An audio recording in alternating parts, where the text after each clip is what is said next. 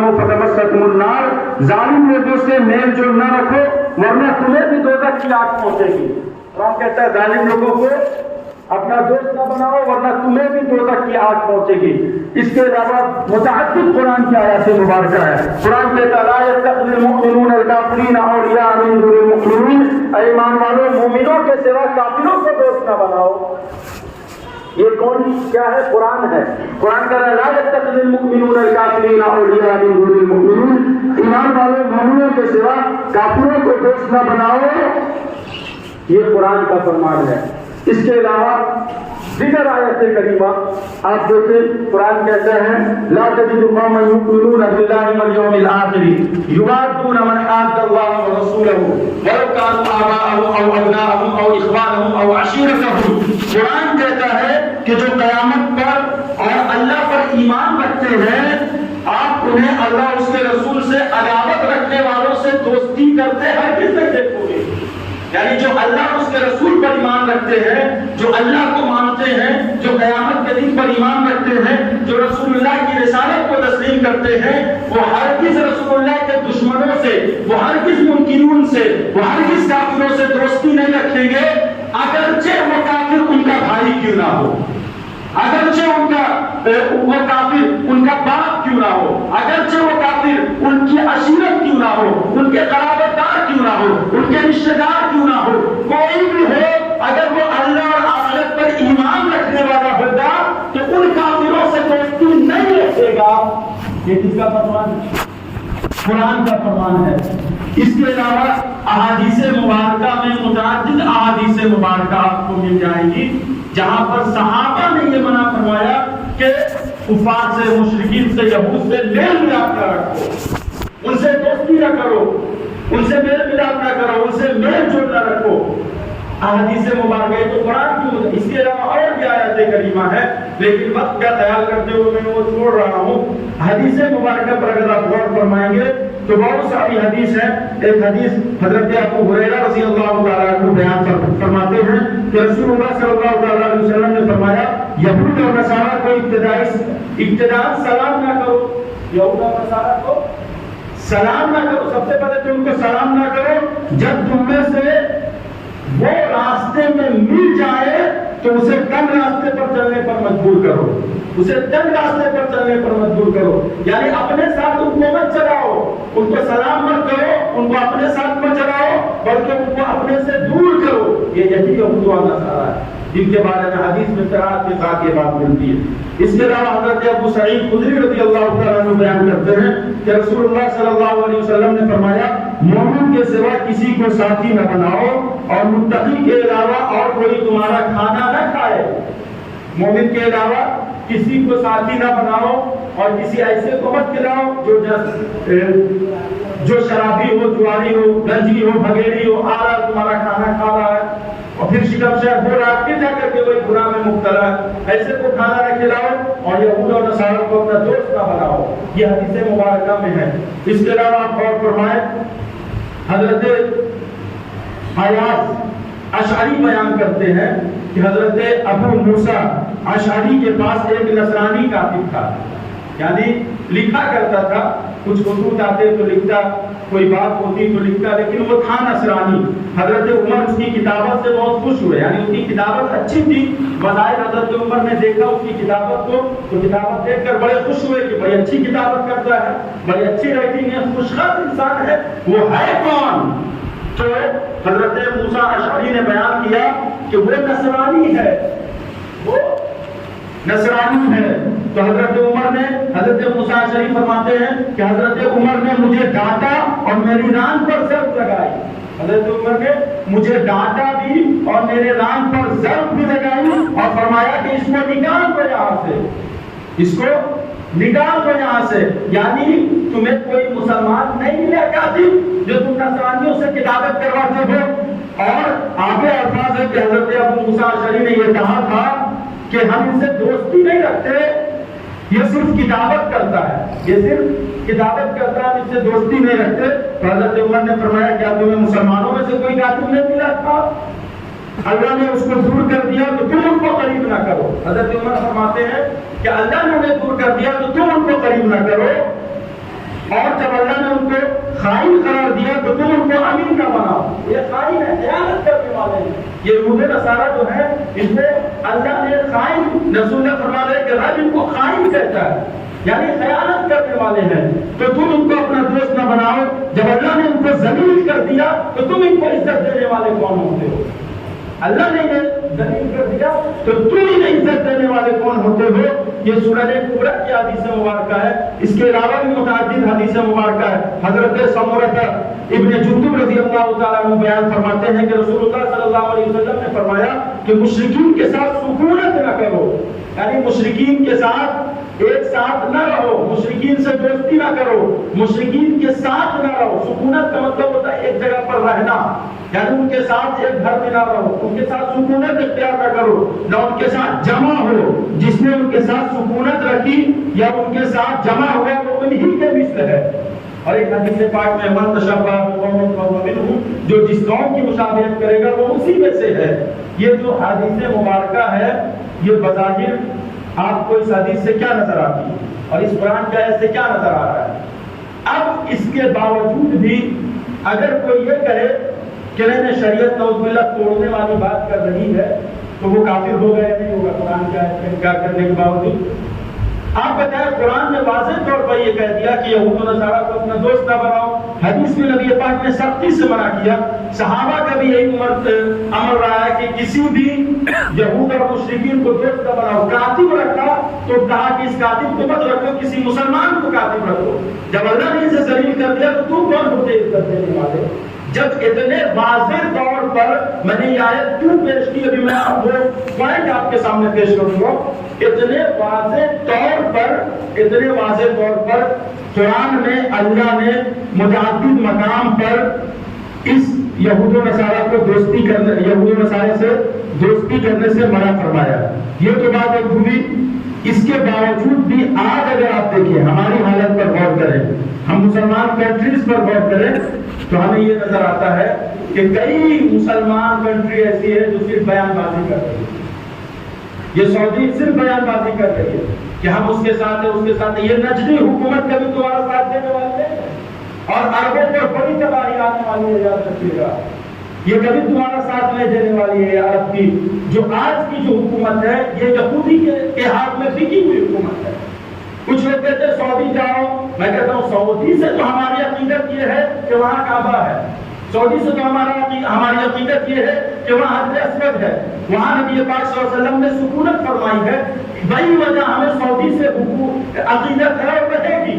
کیوں نہ ہمیں سعودی سے عقیدت رہے گی؟ وہ نبی کا شہر ہے, قرآن نے اس شہر کی قسم فرمائی ہے, تو ہمیں اس شہر سے تو محبت ضرور ہے, لیکن وہاں کے آنکھ کے بسنے والے ان یہودی کے ایجنٹ سے محبت نہیں ہے. جو لوگ صرف یہودیوں کا اندر ساتھ دیتے ہیں, اوپر سے دعویٰ کرتے ہیں کہ ہم فلاں کا ساتھ دینے والے, فلاں کا ساتھ دینے والے, لیکن حقیقت میں ایسا نہیں ہے.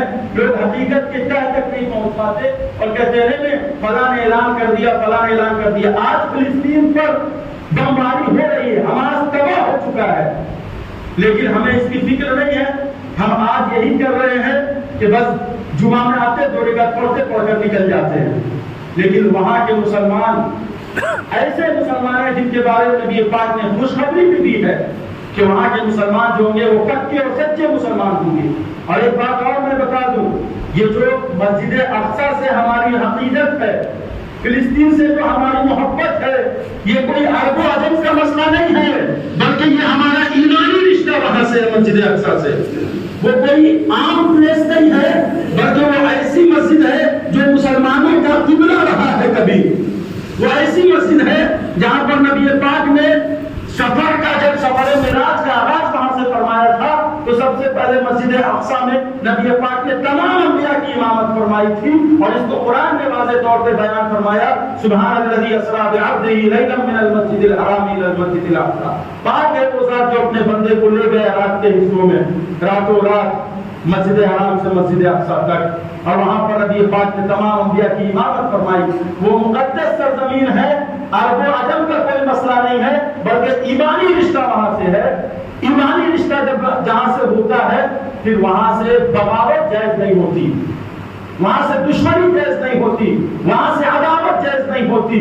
لیکن آج یہودی کے ایجنٹ کچھ لوگ بنے ہوئے ہیں. ایک بیان آیا، ایک بہت بڑا مولانا ہے پاکستان کا، بہت بڑا مولانا فضل الرحمان کا علاقہ سے آتی آدمی، اس نے بیان بازی میں یہ بات کہتے کہ فلسطین بھائیوں سے اپیل ہے انسانی حقوق کا احترام کرے. فلسطین بھائیوں سے اپیل ہے کہ انسانی حقوق کا احترام کرے.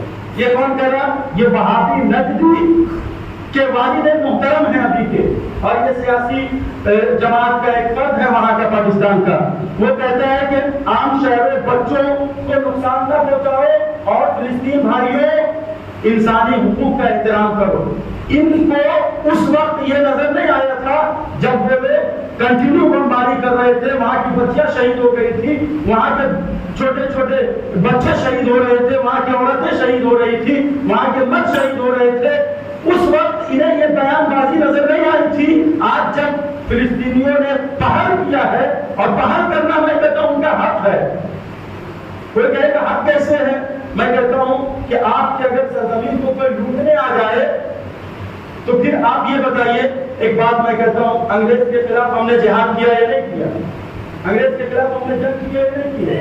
ہمارے باوجود نے جنگ کیا یا نہیں کیا انگریز کے خلاف؟ کیوں جنگ کی انگریز کے خلاف؟ کیونکہ اس نے ہماری سرزمین کو نابود کرنے کی کوشش کی ہے، ہماری سرزمین پر ناجائز قبضہ کرنے کی کوشش کی ہے. تو ہمارے باوجود نے اس کے خلاف جہاد کا فتویٰ بھی دیا، اور مرنے والے کو قاتل قتل صرف نہیں کہا، فرمایا کہ جو بھی مرتا ہے اس میں وہ شہید ہے، اور جہاد کا فتویٰ دیا تھا اس وقت. کیا انگریز کے خلاف جو جہاد کر رہے تھے وہ مسلمان تھے نا، اور غیر بھی تھے لیکن مسلم بھی اکثریت تھی. تو اس وقت جب جہاد کیا انہوں نے، شہید ہونے والے کو جو قتل کیے گئے انہیں شہید کہا گیا ہے نہیں کہا؟ میں کہتا ہوں کیوں لڑ رہے تھے انگریزوں سے؟ لڑنے کی وجہ کیا تھی؟ لڑنے کی وجہ بس یہی تھی کہ اس نے ہماری سرزمین پر ناجائز قبضہ کیا تھا. تو اپنے حق کے لیے آگے بڑھ کر لڑنا، اپنے حق کو حاصل کرنے کے لیے جہاد کرنا، اپنے حق کو حاصل کرنے کے لیے سعی اور کوششیں کرنا، یہ کوئی غلط کام نہیں ہے. اگر فلسطین کر رہا ہے کوشش تو اپنی سرزمین کو حاصل کرنے کے لیے کوشش کر رہا ہے. اب اگر کوئی دشمن عناصر، اگر کوئی یہودی کا ایجنٹ یہ بیان بازی کرے کہ فلاں کا حقوق کا خیال رکھو، فلاں انسانی حقوق کا خیال رکھو، تو اس کو وہ 70 سال بھی یاد ہونے چاہیے جب وہ سارے لوگ اسرائیلی مل کر کے مسلمانوں پر ظلم کر رہے تھے.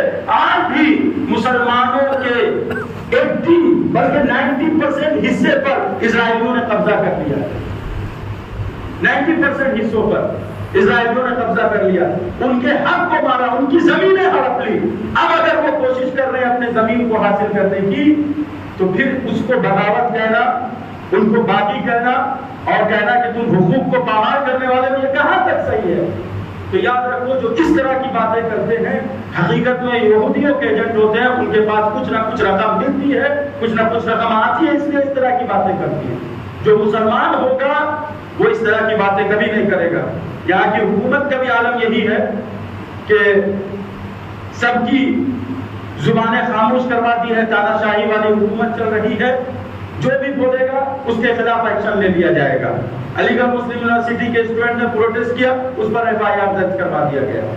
یعنی جو بھی زبان ان کے خلاف، یعنی ان کا جو منشا ہے اس منشا کے خلاف بھی مت بولو.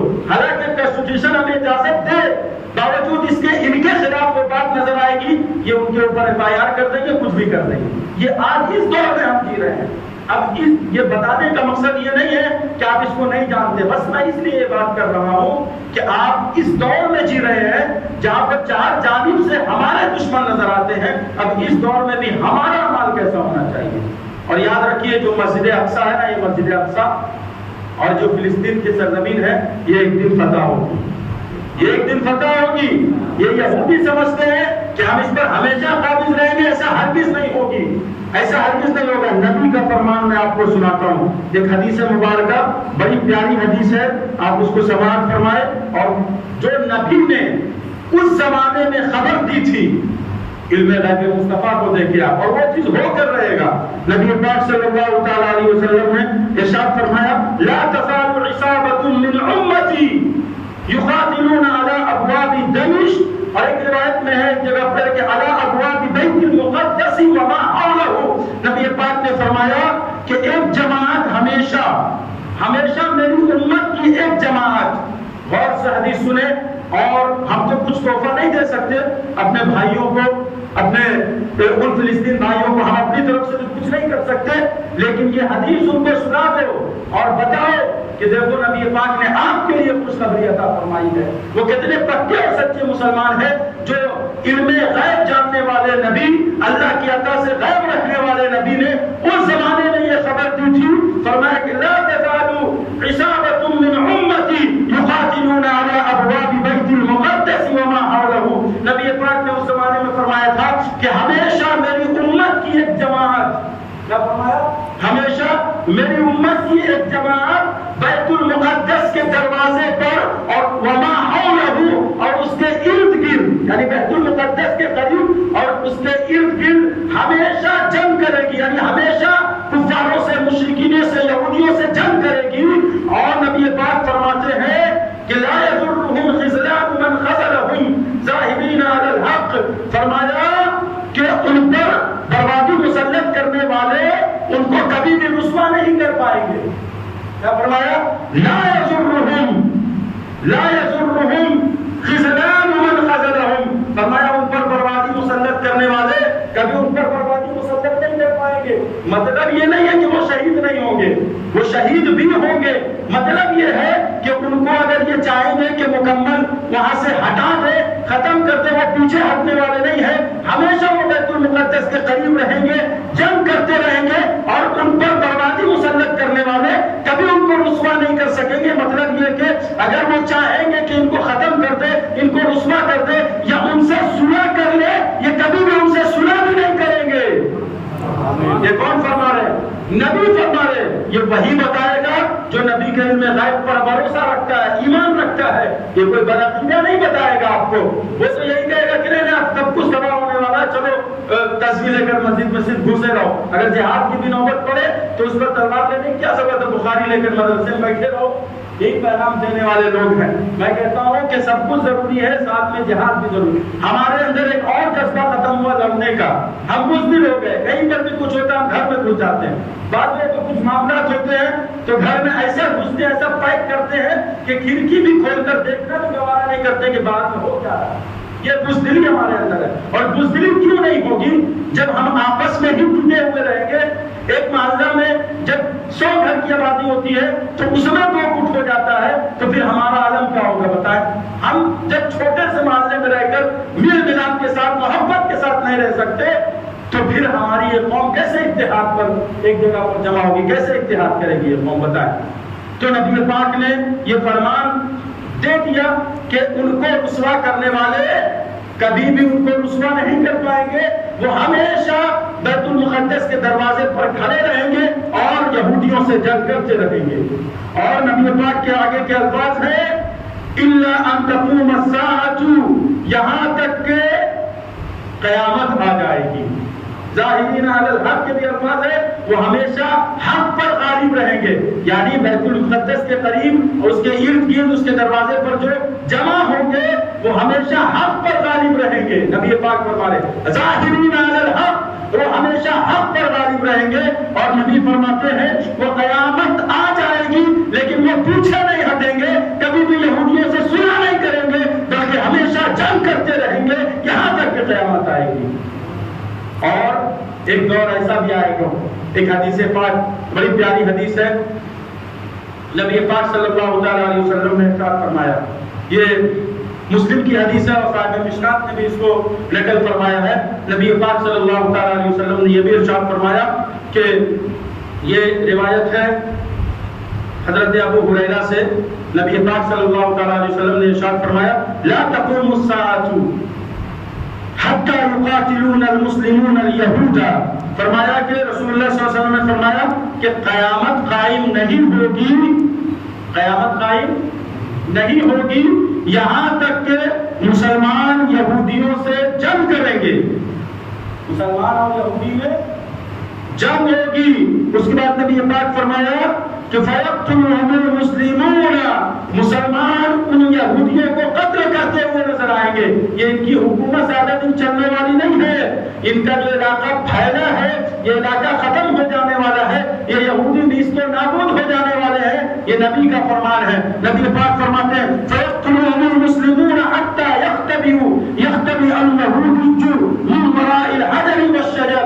فرمایا کہ مسلمان اس کو چن چن کر ماریں گے، مسلمان اس کو چن چن کر ماریں گے، یہاں تک کہ وہ من وراء الحجر والشجر، فرمایا کہ وہ درخت اور پتھر کے پیچھے چھپیں گے. یہودی کہاں چھپیں گے؟ درخت اور پتھر کے پیچھے چھپیں گے.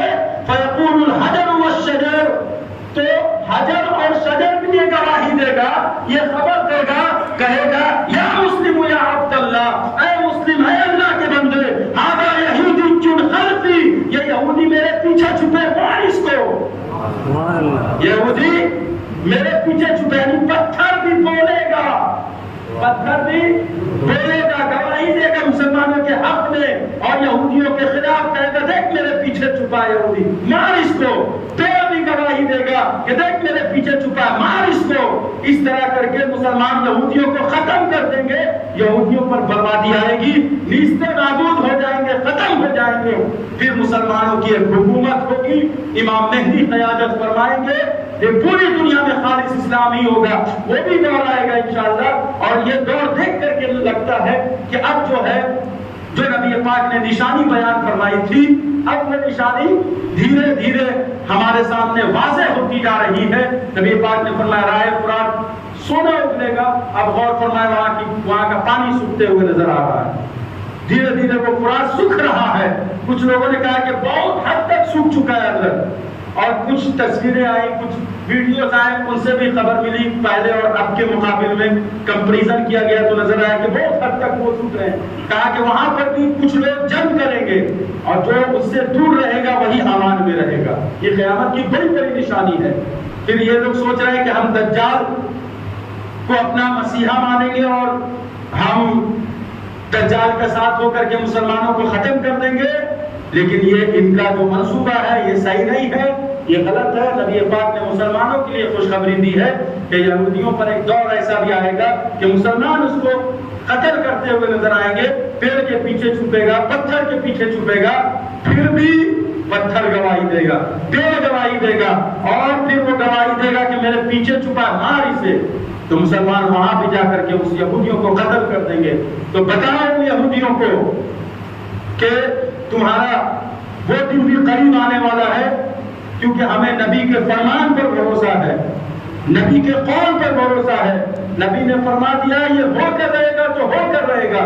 جتنا بھی ظلم کرنا ہے کر لے، جتنی بھی اپنی حکومت قائم کرنی ہے کر لے، لیکن ایک دور ایسا بھی آئے گا کہ تجھ پر زوال آئے گا اور تجھے پھر کوئی بچانے والا نہیں ہوگا. اور ان مسلم کنٹریز جو لوگ کہتے ہیں کہ مسلمان نے جو اسرائیلیوں کے ساتھ، یہودیوں کے ساتھ ان کے حق کا اور ان کے بچیوں کے حق کا خیال نہیں کیا، ان کو بھی بتا دو کہ تم جو ساتھ دے رہے ہو یہ قرآن و حدیث کے خلاف ہے. میں نے شروع میں آیت اس لیے پڑھی تھی، احادیث اس لیے پڑھی تھی. بعض لوگوں کو بڑی مرچی لگتی ہے جب علماء یہ بیان فرماتے ہیں کہ فلاں سے دوستی مت رکھو، فلاں کے ساتھ مت دو. یہ تو قرآن اور حدیث کا فرمان ہے، خود قرآن کہہ رہا ہے، خود حدیث کہہ رہی ہے یہ بات کہ فلاں سے دوستی مت رکھو. یہود و نصارہ تمہارا دوست نہیں ہو سکتا، یہ ہرگز تمہارے دوست نہیں ہو سکتی. یہ تو قرآن کا فرمان ہے. باوجود اس کے کچھ لوگ ایسے ہیں جو اس مسئلے کو، اس معاملے میں بالکل کھوڑے ہیں، اس مسئلے کو سمجھنا ہی نہیں چاہتے. احساس برتری کے جراثیم ان کے اندر پیدا ہو جاتے ہیں جو اس طرح کی باتیں کرتے ہوئے نظر آتے ہیں. میں کہنا چاہتا ہوں اب ضرورت ہے، اٹھیے، قیامت قریب ہے، وقت اب ہمارے پاس نہیں رہا.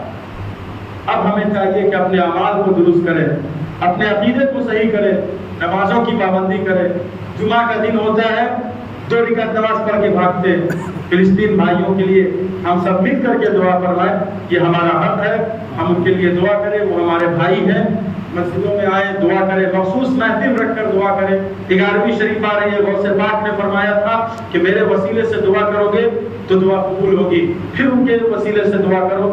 ہمیں درد اور تکلیف تو بڑی ہوتی ہے، لیکن ہمارے پاس کوئی ایسے ذرائع نہیں ہے کہ ہم کچھ کر سکیں، ہمارے پاس کچھ ایسی طاقت نہیں ہے کہ ہم ان کے لیے کچھ کر سکیں. لیکن یہ جو دعا مسلمانوں کا ہتھیار ہے، ہم کچھ نہیں کر سکتے لیکن دعا تو ان بھائیوں کے لیے ضرور کر سکتے ہیں، دعا تو ان بھائیوں کے لیے ضرور کر سکتے ہیں. ان کے لیے نمازوں میں دعا کریں اور یہ عقیدہ، یہ عزم مصمم کر لے کہ ہم آج سے تمام گناہوں سے توبہ کرتے ہیں اور نمازوں کی پابندی کریں گے اور ان بھائیوں کے لیے دعا کریں گے. ہمیں اب سمجھنا چاہیے اسلام دشمن ہر جگہ سے ہم پر حملے کر رہے ہیں. ہم بھی آج آرام سے سوئے ہوئے ہیں, ہمیں کچھ خبر نہیں, بس کسی طرح سے ہمارا پیٹ بھرنا چاہیے, کسی طرح سے ہمیں 2 روٹی مل جانی چاہیے. ان سب کو چھوڑیے. اب ضرورت ہے کہ مکمل اسلام کے پیغام پر عمل کرے. قیامت قریب ہے, کہیں ایسا نہ ہو کہ سورج پھر پچھم سے نکل جائے, توبہ کا دروازہ بند ہو جائے. اسی لیے اس کا خیال کرنا ہمارے لیے ضروری ہے. اللہ سے دعا ہے جو باتیں کی گئی ہیں عمل کی توفیق عطا فرمائے. استغفر اللہ ربی من کل ذنب و اتوب الیہ. کھڑے ہو کے سب درست فرمائے.